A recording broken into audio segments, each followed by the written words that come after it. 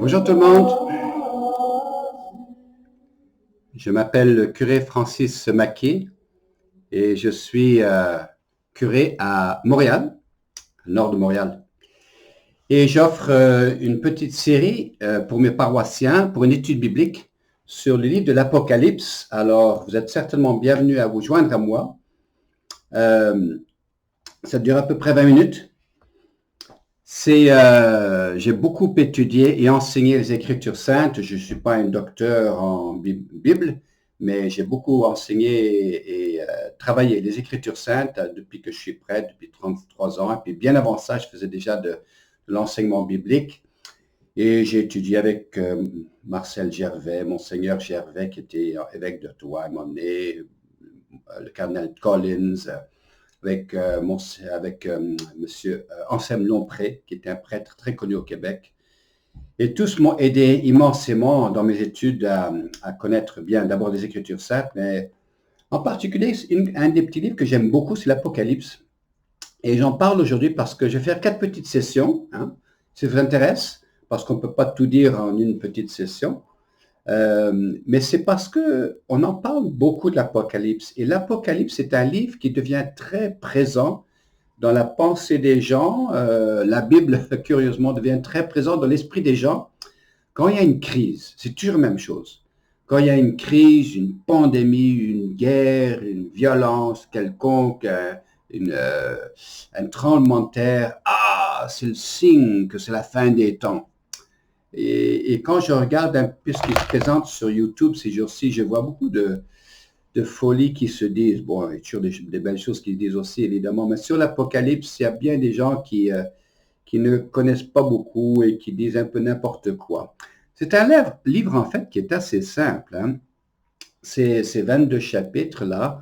Mais c'est un livre qui a beaucoup influencé l'imagination culturelle. Je pense à la musique de Handel. Alléluia, Alléluia, Alléluia, Alléluia. Ça, c'est tout de l'Apocalypse. Bach a été influencé par l'Apocalypse parce que les paroles sont riches d'espérance. Surtout les chapitres qui parlent de la gloire de Dieu. Et je sais qu'au château d'Angers, en France, dans la région de Anjou, dans le château, il y a une trentaine de tapisseries qui sont toutes beauté, qui sont un peu fadées bien sûr, mais qui sont toutes beauté et qui sont des scènes de l'Apocalypse. Et ça comme capte l'imagination des gens parce que c'est rempli de symboles curieux, d'idées bizarres, de numéros d'animaux, des chevaux noirs, gris, rouges, verts, et puis ça capte l'imagination des gens. Mais dans des moments comme ça de grande peur, comme par exemple une pandémie de la coronavirus, alors arrivent des gens qui disent, ben voilà, c'est le signe, la fin des temps est là, la bête arrive. Non, la bête, l'Apocalypse n'arrive pas. L'amour de Dieu est très présent, oui, mais la bête de l'Apocalypse n'est pas là. C'est un petit livre d'abord d'espérance, et un livre qui nous brasse un peu pour dire, ben réveillez-vous là, réveillez-vous à la gloire de Dieu. C'est vraiment ça que ça dit.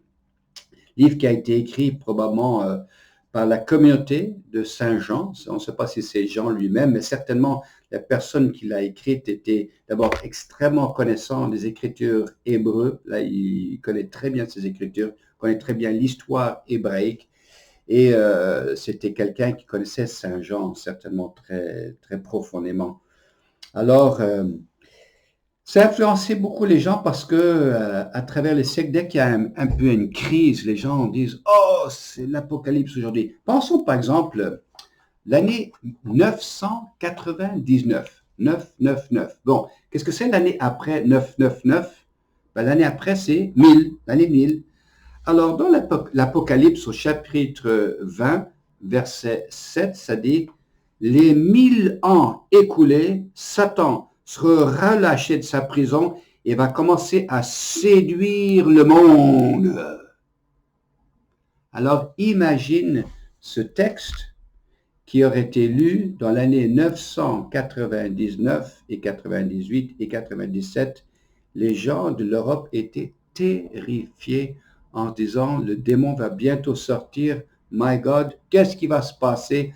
Alors bâtissons les cathédrales gothiques, bâtissons des chefs-d'œuvre au Seigneur, bâtissons des statues au Seigneur, bâtissons, donnez notre vie au Seigneur, les grands pèlerinages des Moyen-Âge. C'est beaucoup de ça, ça a été marqué par cette sorte de peur du démon qui allait sortir. Et puis en fait, il n'est pas sorti. Il faut dire, il y a toujours eu du péché, il y a toujours des violences, il y a toujours des méchancetés, ça c'est sûr. Le démon est toujours actif, mais il n'est pas sorti des entrailles du monde, et puis il n'a pas commencé à rôder le monde. Non, les gens ont survécu.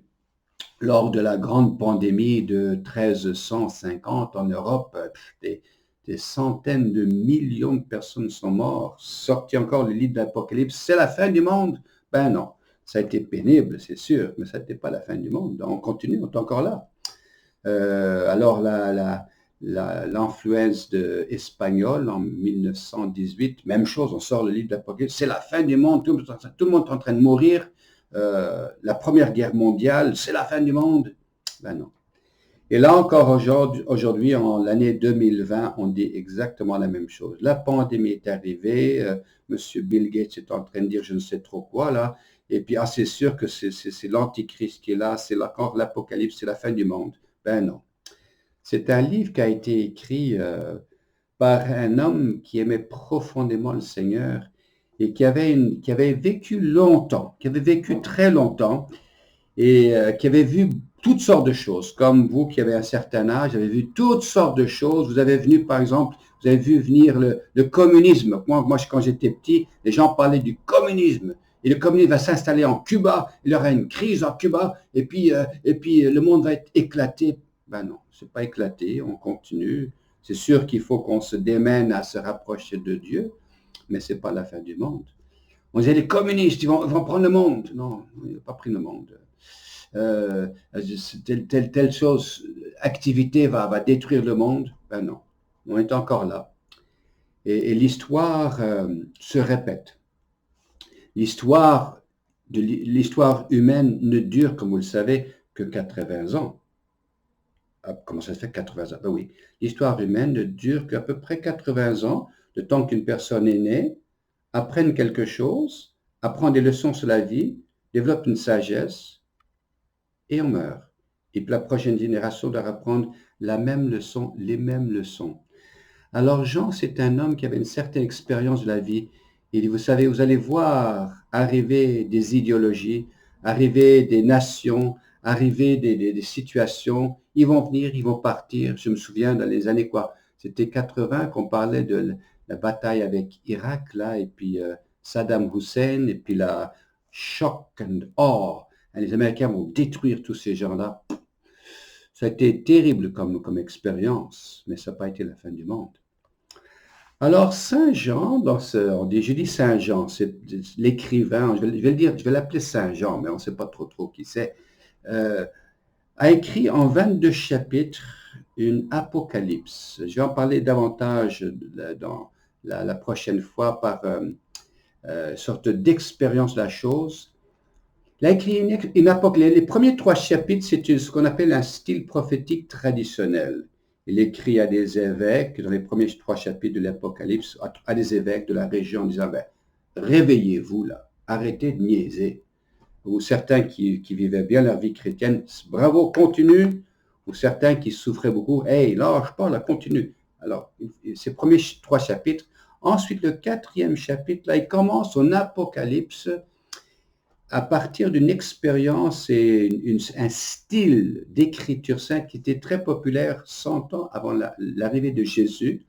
Ce style apocalyptique est devenu très populaire. Et si j'aurais utilisé un exemple d'une sorte d'apocalypse genre aujourd'hui, ça serait un livre qui s'appelle Le Seigneur des Anneaux. Je ne sais pas si vous connaissez ce livre écrit par J.J. Tolkien.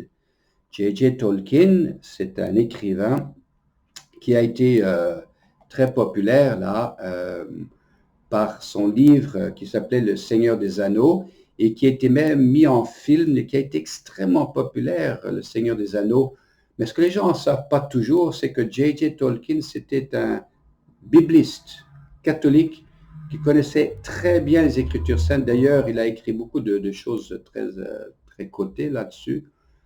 Et il a utilisé sa connaissance de l'Écriture sainte pour mettre par une image, par des histoires, par des monstres, par des histoires fantastiques, de fantaisie, toute une sorte d'apocalypse par film ou dans son livre, J.J. Tolkien, par lequel il nous communique, je ne sais pas si vous êtes au courant, que le fond de l'histoire du Seigneur des Anneaux, c'est une invitation à découvrir Dieu. C'est une histoire du salut, en fond. Bon. Et J.J. Tolkien tire à partir de toutes sortes d'images bibliques, je pourrais le décortiquer pour vous si vous voulez, mais c'est rempli, pour quelqu'un qui connaît, rempli d'images bibliques étonnantes. Et à travers l'histoire, Sam et Frodo continuent à travers des rencontres avec des araignées immenses, avec des orques, et puis des choses bizarres, et des choses difficiles, et puis des anges, et puis c'est curieux comme histoire, mais à travers ça, on passe par des émotions très fortes, et des émotions de peur, et puis de confiance, et de peur, et de confiance, et de peur, et de confiance, et de peur. C'est exactement ce que J.J. Tolkien veut. Il veut qu'on réalise que dans la vie, et à travers la vie, il y aura des moments de grande terreur, mais il faut garder son esprit dans la présence de Dieu. Hein, d'ailleurs, quand on voit dans son film l'arrivée de ces armées de orques qu'on appelle des humains difformés, péchés difformés, des humains difformés qui attaquent le monde, ils sont repoussés par Gandalf, qui est un peu un symbole de l'Esprit Saint. Alors, tout ça pour dire que si Saint Jean avait la possibilité d'écrire un livre comme cela ou à faire un film, il aurait fait exactement comme a fait Le Seigneur des Anneaux. C'est un peu le même style. On pourrait dire que Le Seigneur des Anneaux, c'est un livre apocalyptique dans ce sens-là, qui est rempli de toutes sortes de symboles qu'il faut déchiffrer, comprendre, et mais qui parle d'abord aux émotions et pas d'abord à l'intelligence. D'abord aux émotions. Hein, c'est par la terreur que je suis invité à regarder et voir s'il y a une espérance. Alors, dans la deuxième leçon, ce que je vais faire quelque chose d'assez spécial que j'ai fait dans mes études bibliques souvent avec les gens, c'est de les faire vivre dans les émotions le livre de l'Apocalypse, voir qu'est-ce qui en ressort. Alors, il faut comprendre un peu la situation de ce livre de l'Apocalypse. Il faut comprendre l'historique de la chose. Pourquoi qu'il a utilisé des symboles de toutes sortes de bizarres dans son livre de l'Apocalypse, Saint Jean. Il faut comprendre qu'il écrivait, Jean, à des chrétiens qui vivaient à Rome. Rome, du temps des premiers chrétiens, c'était une population, les Romains, une population qui était assez dégradée et qui, il y avait des choses qui étaient très bonnes chez les Romains, évidemment, mais c'était une moralité très croche. Et puis les Césars étaient de plus en plus violents. Et en particulier, on parle de Néron, qui, l'année 60 à 64, grosso modo, a été très violent contre les Juifs et contre les chrétiens. Et du temps de l'Apocalypse, qui a peut-être été écrit entre ces deux moments-là, ou peut-être du temps de Domitien, qui était l'empereur vers l'année 84-85 jusqu'à 96, ils étaient très violents avec les Juifs et très violents avec les chrétiens.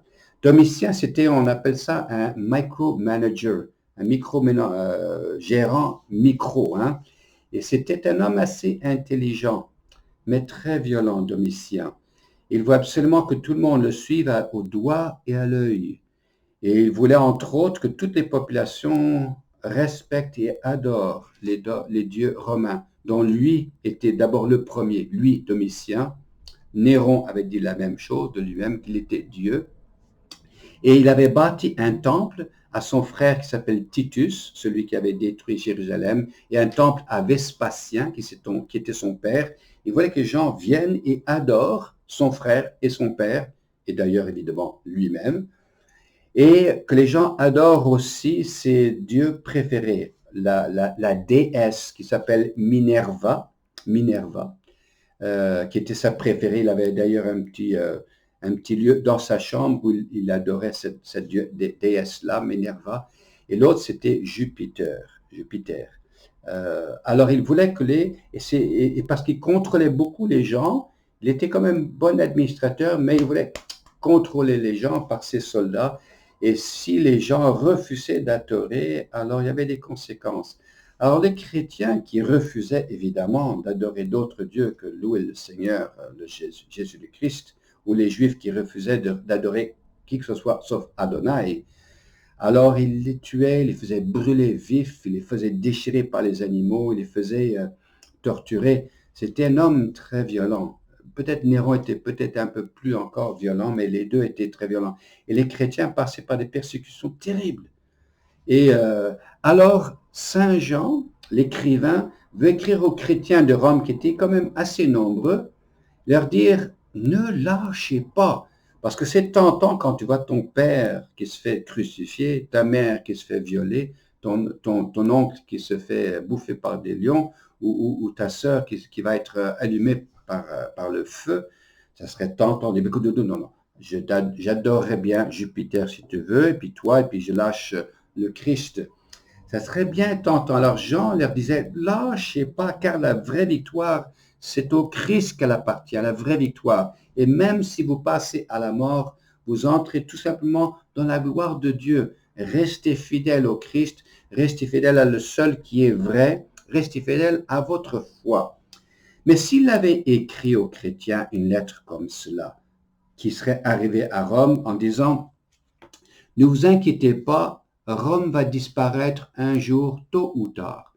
Il appelait Rome Babylone. Pourquoi il appelait Rome Babylone? Parce que dans l'histoire biblique, cette personne connaissait bien l'histoire hébraïque.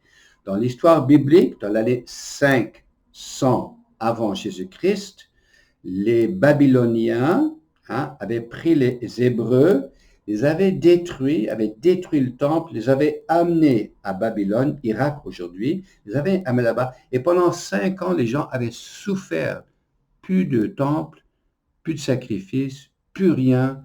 Ils étaient comme des esclaves là-bas. Ils étaient dans une souffrance abominable. Et puis évidemment est arrivé le roi perse Cyrus qui a dit, retournez chez vous, et puis la libération s'est faite. Mais ils ont toujours retenu Babylone dans leur histoire comme étant le grand ennemi. Alors quand Saint Jean écrit « Attention, Babylone, Babylone va être détruit », ce qu'il est en train de dire aux chrétiens, c'est que pour le moment, Domitien et les Romains sont en train de vous détruire, mais dans quelques années, l'Empire romain, on n'en parlera plus. C'est quand j'étais petit, on parlait du communisme, là, on était terrifiés du communisme. Maintenant, on n'en parle plus du tout. Les idéologies viennent, elles disparaissent. Les choses qui sont mauvaises viennent et elles disparaissent.